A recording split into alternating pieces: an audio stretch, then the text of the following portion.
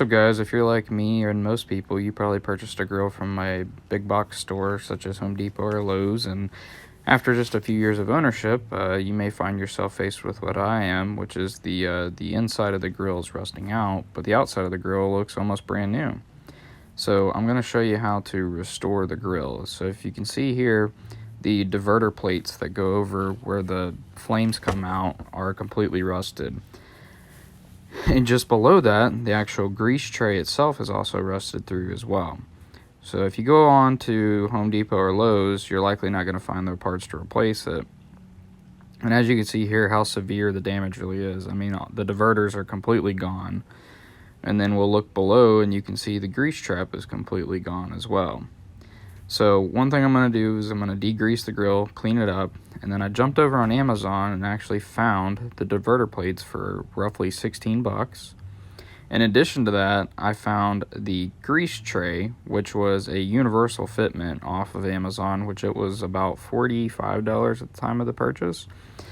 This one has the ability to expand to a variety of sizes, so it's likely to fit most of the grills that you could purchase at your big box stores. It seemed to be built out of pretty high quality materials, and I was able to basically measure the width of the grill. As you can see here, I'm pointing out how wide the grill is, and I was able to extend the grease tray so that it would fit to that size. And then once I've done that, I put these caps on the top, which cover up where the tray itself expands.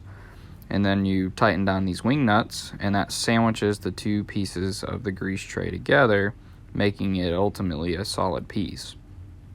I thought it was kind of neat. It was a clever design, certainly. As you can see here, that's the slide I was talking about. But it definitely is well worth it because, like I said, the tray was 45 and the diverters were about 16.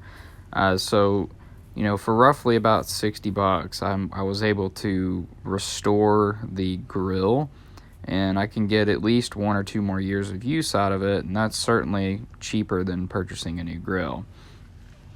And I did want to add, the grease tray does come with a grease pan, or a catch pan, I should say.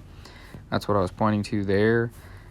And then, as you can see, I've got the new diverter plates in, and I got the new grease tray down below in. The only thing I needed to do is obviously clean my grates, but yeah. Hopefully this helps somebody out, and hopefully you can get some more years out of that grill.